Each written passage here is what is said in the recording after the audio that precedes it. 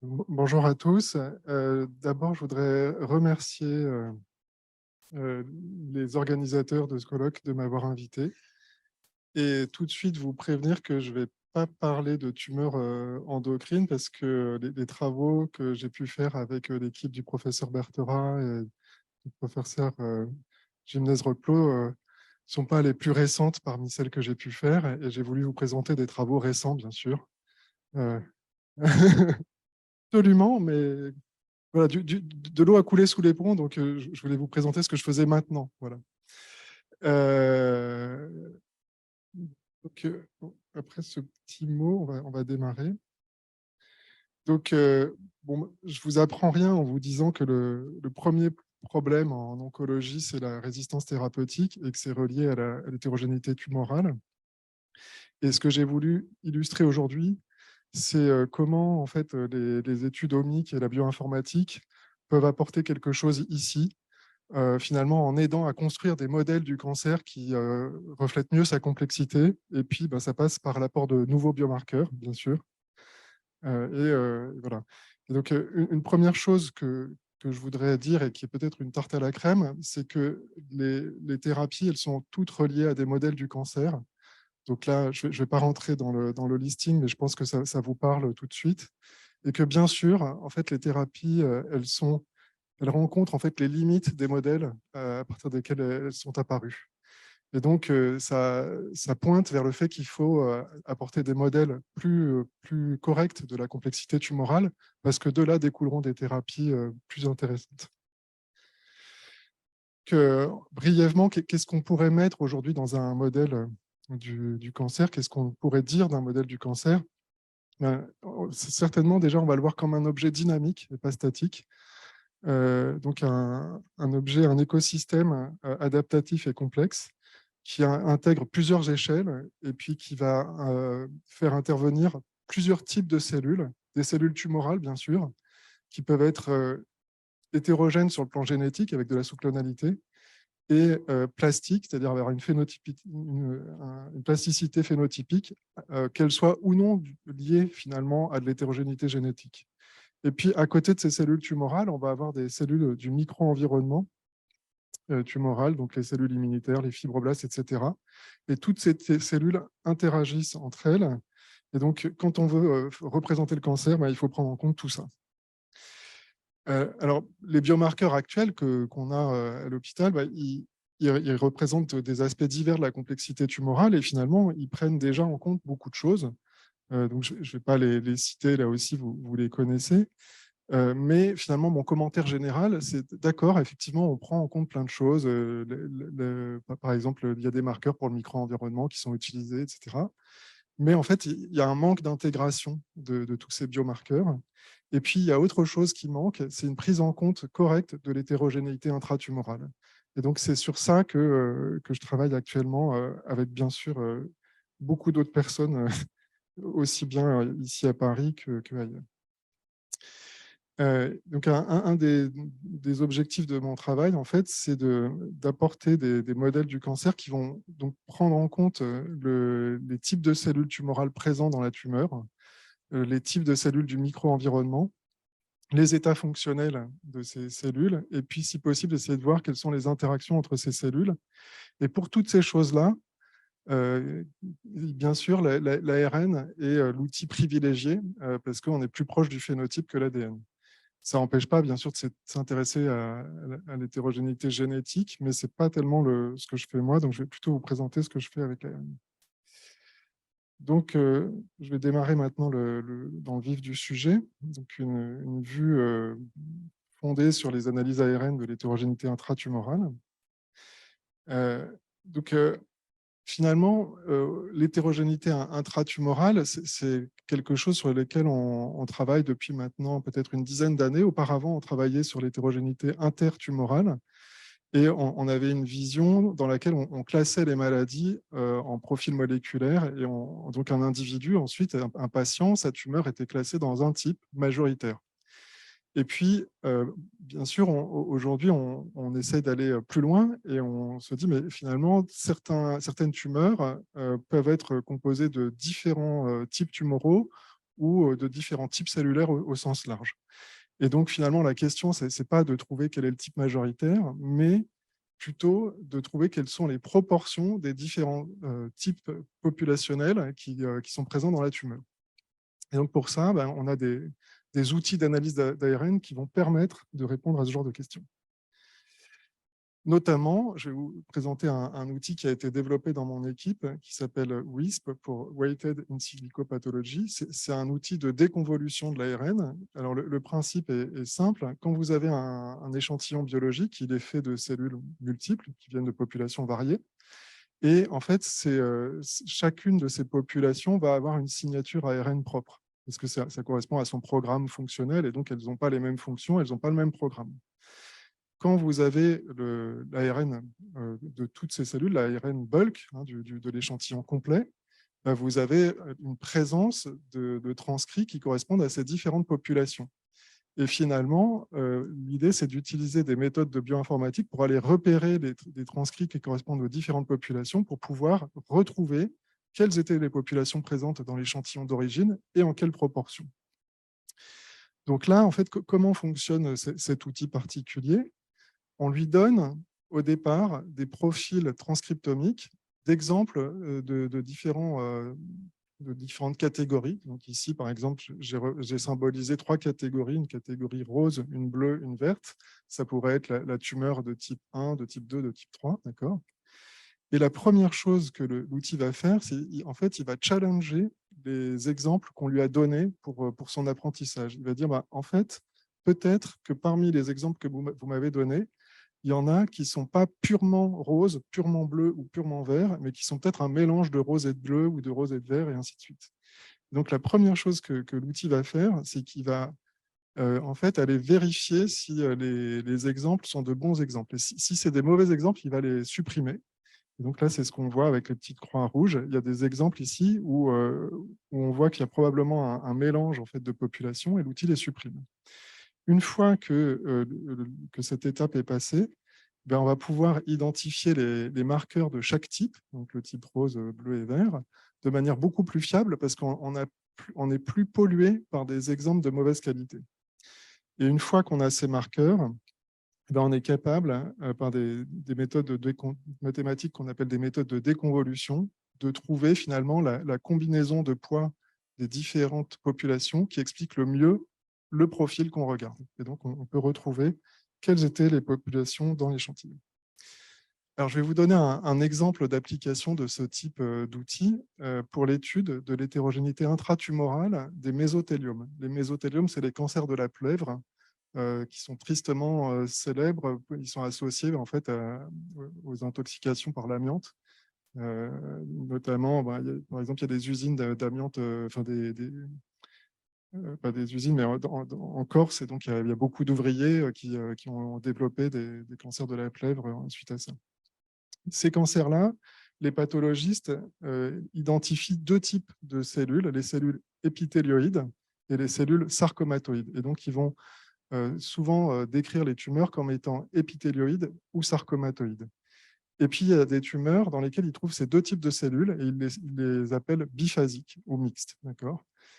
Donc, nous, avec notre outil WISP, on a finalement évalué. Donc là, ici, en colonne, on a des échantillons, il y en a 450. Et en ligne, on a le poids qu'on a estimé avec notre méthode en termes de cellules épithélioïdes et sarcomatoïdes respectivement. Donc, complètement à gauche, vous avez des tumeurs qui sont quasiment purement épithélioïdes, complètement à droite, purement sarcomatoïdes, et puis au milieu, vous en avez qui sont mixtes. Et en fait, en dessous, vous avez la classification histologique. Et en jaune, c'est ce que le pathologiste a vu comme mixte. Et vous voyez que ce que voit le pathologiste comme mixte, c'est une toute petite fraction de ce que nous, on voit comme mixte. Alors, quand on voit ça, on se dit, mais qui a raison? Est-ce que c'est le pathologiste qui a raison ou est-ce que c'est le bioinformaticien? Et là, moi, j'ai une méthode assez simple pour répondre à ça, une sorte de juge de paix. C'est le modèle de survie. Parce que finalement, l'idée, c'est que si l'un des deux apporte plus d'informations du point de vue biologique, on va le voir en termes de survie. Donc là, qu'est-ce qu'on a fait? On a fait un modèle de Cox bivarié avec 2 variables. La variable histologique, Donc, on a 3 possibilités, biphasique, épithéloïde, sarcomatoïde. Et puis, la variable moléculaire avec le pourcentage de cellules épithéloïdes ou sarcomatoïdes, respectivement. Et quand on fait ça, donc comment?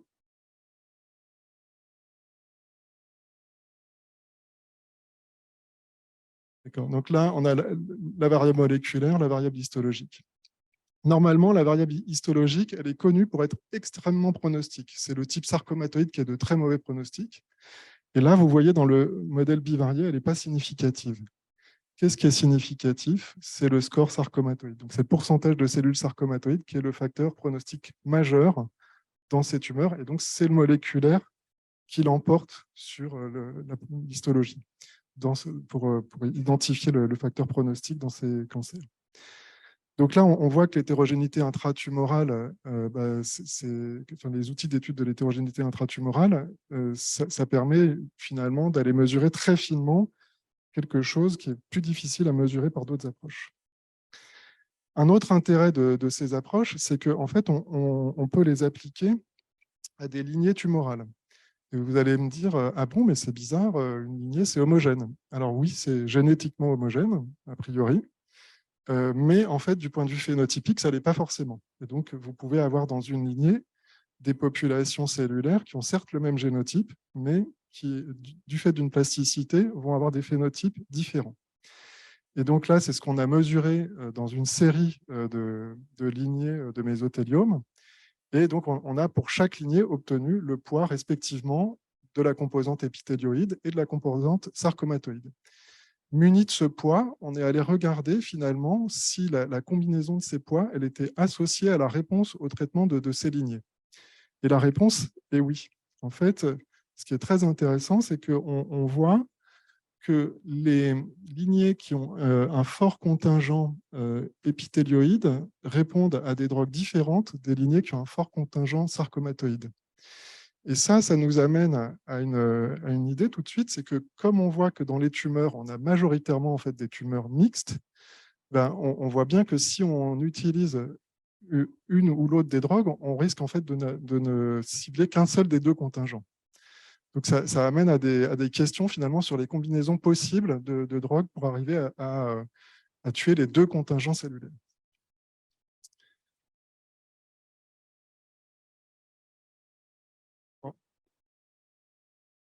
T-WISP, on l'a également utilisé pour mesurer l'hétérogénéité tumorale, intratumorale dans les cancers du côlon. Et bon, là aussi, sans surprise, on retrouve que l'hétérogénéité intratumorale est associée au pronostic. Mais ce qui est très frappant, donc en fait, dans le côlon, vous avez 4 sous-types moléculaires consensus, 1, 2, 3, 4. Et donc, ils sont indiqués en haut, 1, 2, 3, 4, sont toujours en colonne des échantillons. Et on est allé regarder s'il y avait une présence finalement d'un sous-type minoritaire dans chaque sous-type majoritaire. Et donc, par exemple, dans le sous-type 1, ben, la plupart, enfin, disons une moitié est complètement pure, et puis on a une autre moitié dans laquelle on trouve un peu de 2, un peu de 3 ou un peu de 4. Et en fait, quand on regarde ça, il y a plusieurs choses qui sont très frappantes. C'est qu'il y a des associations génétiques et cliniques qui sont connues avec ces sous-types. Par exemple, le sous-type 1, on sait qu'il est très instable pour les microsatellites, il est très, très MSI. Et en fait, cette observation, elle est très renforcée quand le sous-type est pur, alors que quand il est mixte, c'est moins fort. Donc ça c'est une chose qui est complètement attendue d'une certaine manière, mais c'est joli de pouvoir l'observer. Et puis, il y a d'autres... finalement, enfin, je vous ai donné un exemple prototypique, mais j'aurais pu en donner plusieurs. Quoi. Donc, en fait, là, ce que je suis en train de vous dire, c'est que les caractéristiques génétiques et cliniques qui sont connues dans les sous-types, elles sont renforcées en cas d'homogénéité et affaiblies en cas d'hétérogénéité intratumorale. Ce qui est, on s'y attend, mais c'est bien de pouvoir le voir. Alors, là, dans ce que je vous ai présenté jusque-là, finalement, on a regardé l'hétérogénéité des cellules tumorales. Mais on peut aussi s'intéresser finalement au micro-environnement.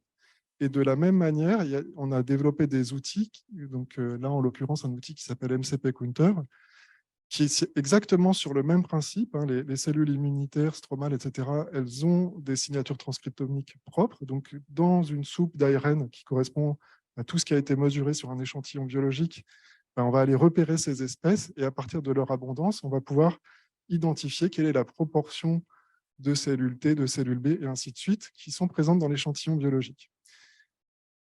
Donc, on va voir ce que ça peut apporter à l'étude des cancers. Donc, ici, c'est un premier exemple où on a étudié des sarcomes des tissus mous. Et en fait, ces sarcomes, ils peuvent se retrouver à différents endroits du corps. Et ça, typiquement, quand on fait une étude transcriptomique, c'est quelque chose que nous, les bioinformaticiens, on n'aime pas beaucoup, parce qu'on sait qu'on va se récupérer de la signature d'organes tous azimuts. Donc, si, par exemple, je dois analyser des échantillons qui viennent de différentes parties du corps, le premier signal qui va sortir, c'est le signal d'organe. Donc là, pour étudier, par exemple, l'hétérogénéité tumorale des sarcomes, ce n'est pas évident.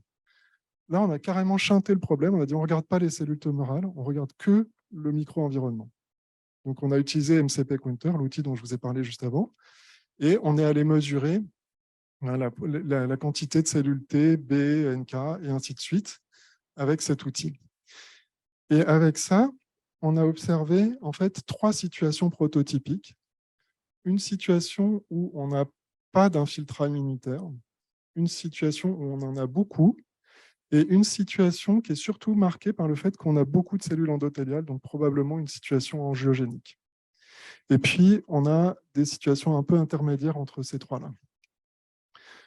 Quand on a vu ça, en fait, on s'est rendu compte que la classe qui était riche en cellules immunitaires, c'était aussi une classe qui exprimait fortement les checkpoints immunitaires. Donc, et derrière, on avait finalement tous les marqueurs d'exhaustion des cellules T.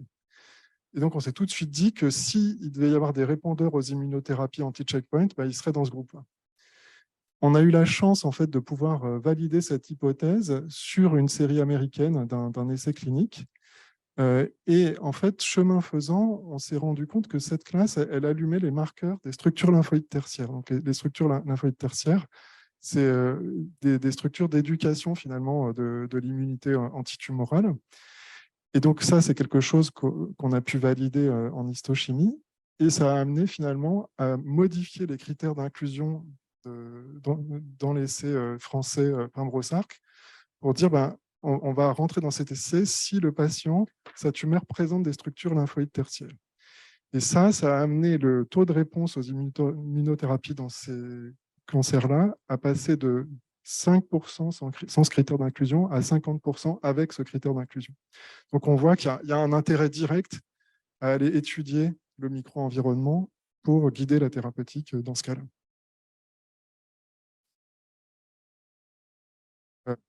On a bien sûr aussi été regarder le micro-environnement dans les mésothéliomes. Et donc, en haut, là, vous avez la proportion de cellules épithélioïdes qui donc fortement à gauche et sarcomatoïdes. Donc, on a les tumeurs riches en cellules sarcomatoïdes à droite. Et là, on a les populations immunitaires estromales mesurées par notre outil MCP Counter. Et donc, vous voyez qu'on a disons, un environnement riche en cellules immunitaires, plutôt quand on a des tumeurs à composantes sarcomatoïdes. Donc là aussi, c'est des choses, c'est des informations. Et donc, dans ce cas-là, on se rend compte là aussi que quand on a beaucoup de cellules T, notamment, on retrouve des marqueurs d'exhaustion des cellules T. Donc, là aussi, ça amène des hypothèses potentielles pour le traitement de certains de ces patients. Bien sûr, on peut combiner ces 2 approches, c'est-à-dire on peut aller regarder les composantes de l'hétérogénéité intratumorale au niveau des cellules tumorales et du micro-environnement, tout ça ensemble. Et donc là, par exemple, c'est quelque chose qu'on a fait dans les cancers du pancréas. Et donc, on identifie ici 2 types de cellules tumorales et plusieurs populations d'intérêt pour les cellules du micro-environnement dans la classification de ces tumeurs. Et déjà, une première remarque, c'est que ce type d'analyse met en avant des pronostics relativement différenciés dans ce cancer, ce qui peut vous sembler évident, mais ne l'est pas complètement parce que c'est quand même des tumeurs dont les gens meurent très vite. Donc, arriver sur une base de biomarqueurs moléculaires à distinguer le pronostic des patients quand ils meurent très vite, ce n'est pas si évident que ça.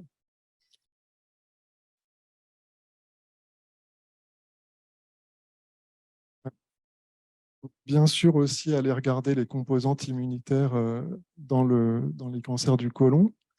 Et donc, je vous disais, en fait, chaque sous-type 1, 2, 3, 4, il est associé à des caractéristiques, par exemple, de micro-environnement, génétique, etc. Donc, on sait que le sous-type 1, par exemple, il est riche en lymphocytes cytotoxiques, que le sous-type 4, il est riche en fibroblastes, et que les sous-types 2 et 3, ils sont plutôt pauvres dans ces deux types de cellules du micro-environnement. Ce qu'on voit, en fait, c'est qu'en cas d'homogénéité intratumorale, on a là aussi finalement une caractéristique très forte, avec une association extrêmement significative. Hein. Donc là, on voit bien que, par exemple, les 1 qui sont purs, ils sont très, très enrichis en lymphocytes cytotoxiques. Les 4 qui sont purs, ils sont très enrichis en fibroblastes. Et par contre, quand on a des mélanges, donc de l'hétérogénéité intratumorale, eh ben, on a des caractéristiques qui sont un peu affaiblies. Donc, par exemple, ici, dans les tumeurs qui sont majoritaires 4 et minoritaires 2, ben, il y a moins de fibroblastes, par exemple. Et pareil, dans les tumeurs qui sont 1 majoritaire et par exemple 2 minoritaires, ben, on voit qu'il y a moins de lymphocytes cytotoxiques.